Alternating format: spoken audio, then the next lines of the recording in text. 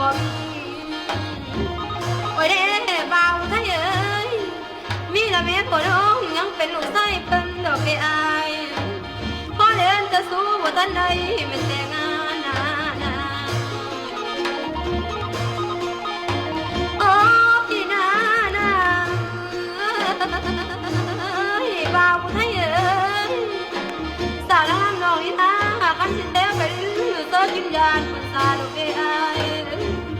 โอ้ยเด้เจอกินโอ้ยโอ้ยมันซาไก่เจอกินโอ้ยมันซาไก่นะโอ้ยพี่นาพี่ชายเอ้ยโอ้ยเด้บ่าวไทยเอ้ยน้องนี่หูจะสู้กันแล้วน้องนี่ไปสิมาขอบหน้าโอ้ยเด้บ่าวไทยเอ้ยน้องนี่หูจะฟักกันแล้วน้องนี่ไปสิเด็ดดอกนาท่านได้หลายอย่างมันปอยแต่น้องพี่น้องนี่บ่เจอใส่ขันตาจองสถานะ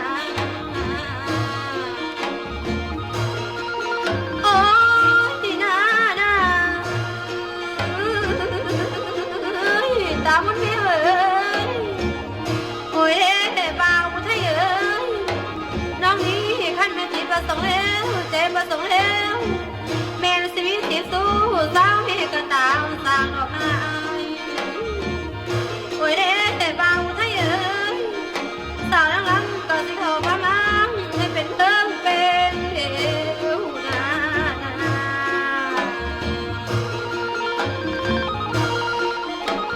โอ้พี่นาตายแล้วต้องหลงทางเมื่อยโอ้ยเด้บ่าวไทยเอ้ยขั้นจบคือเจ้าขั้นงามคือเจ้าเป็นประเดจังว่าไปเกิดกรรมทั้งมันโกกสังทำกับบ้านกำหองอยู่ที่ชายเอ้ยโอ้ยเด้